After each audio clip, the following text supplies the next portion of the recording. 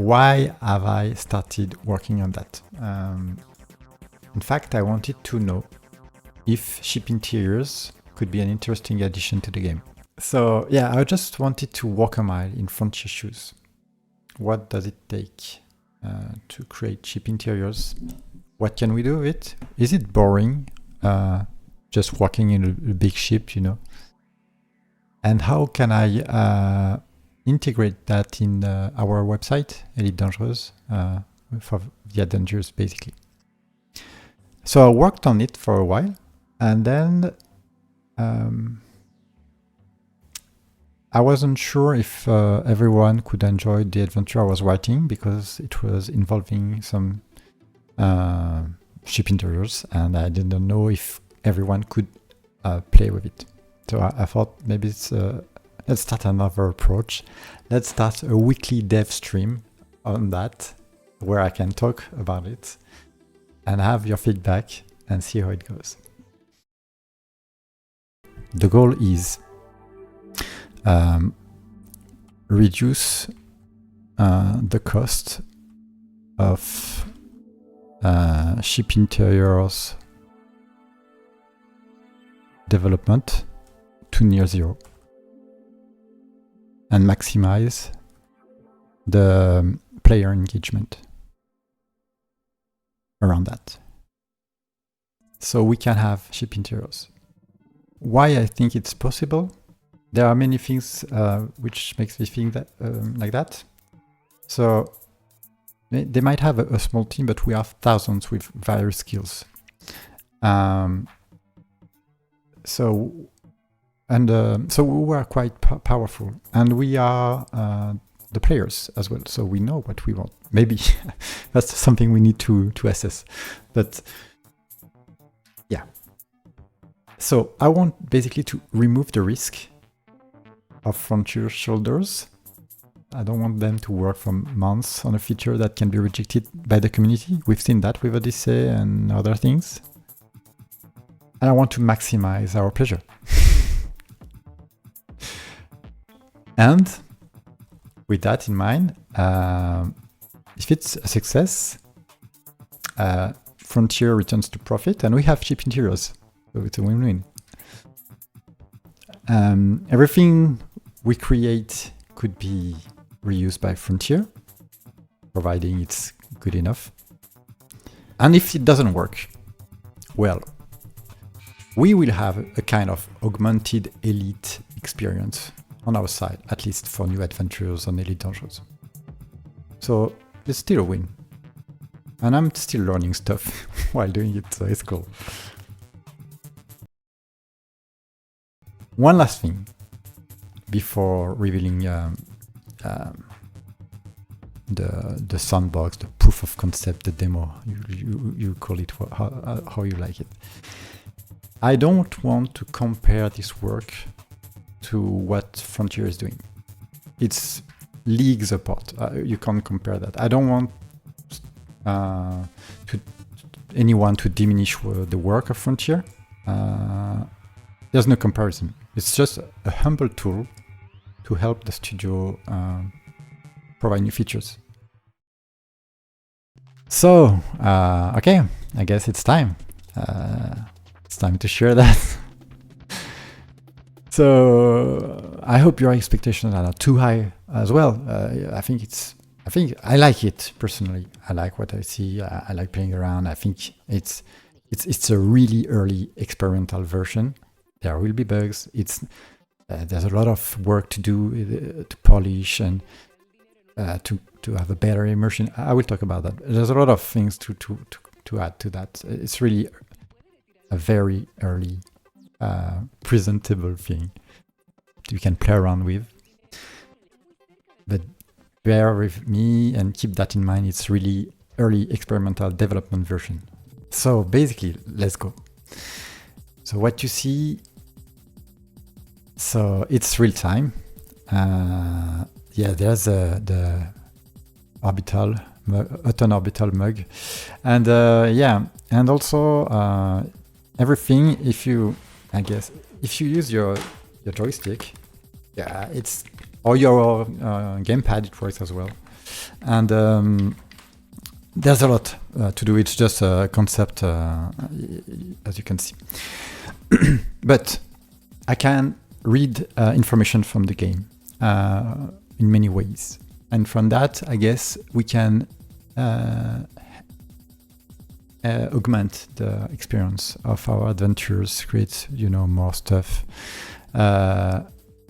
Yeah, this mug would be nice. I've designed it from parts of, I thought it was interesting to have it. So I wanted to write a story where you had to go to Eton Orbital. And basically what I wanted to do initially was to take the time you spend in Super Cruise to go into your ship, basically, to see what cool things you can do in your ship interiors, because going to Eton Orbital is quite long.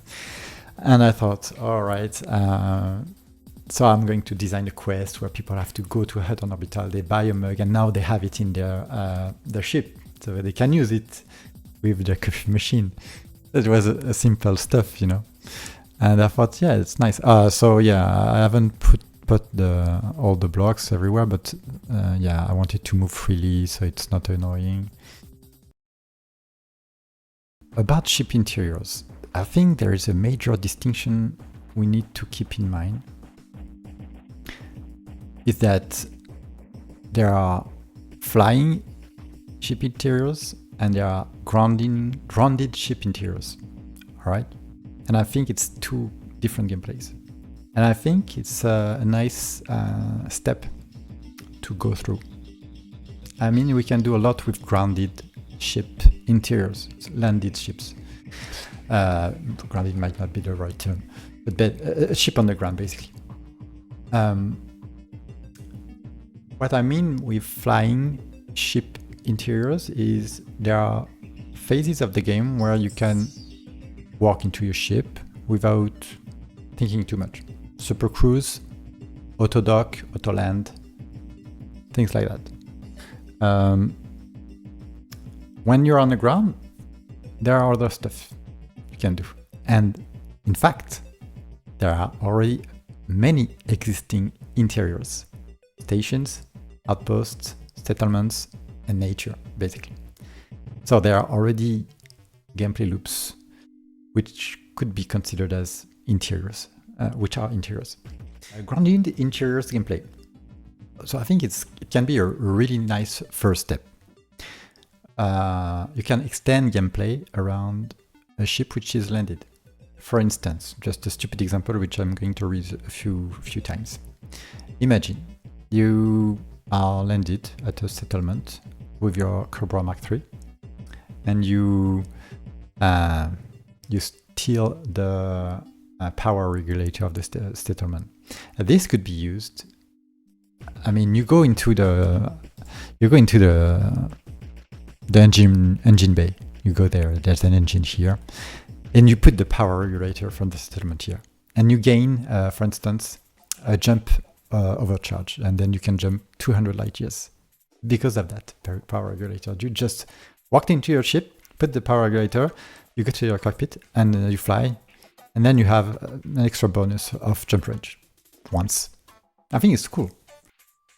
You could, for exploration, exobiologist, you just scan a brain tree, and you could imagine having a sample you want to return to your lab in your ship, and then you can add a mini game around that sample you have in your ship. And there are also already stuff like that in some biological settlements. There are some machines where you can take some samples, extract them, or put some viruses and stuff like that. So it does exist, and we could just copy paste that in a ship while it's on the land. And then it could be a first step for Frontier to have ship interiors where we do stuff, and there's a kind of role play, and once you're on your seat, you can't move, you fly.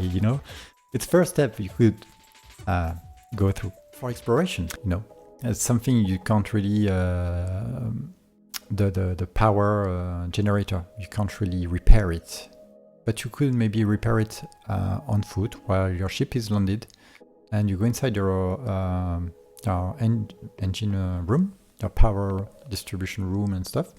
And then you can have a mini game to really repair your engine, your power generator. The main thing I would love to have from Frontier is their requirements. For instance, we create something which we think is nice, but when they see it, they're like, that can't interface with our architecture at all. It's nice, nice try, but it's not removing the work we want to remove to go faster. I don't know what they do,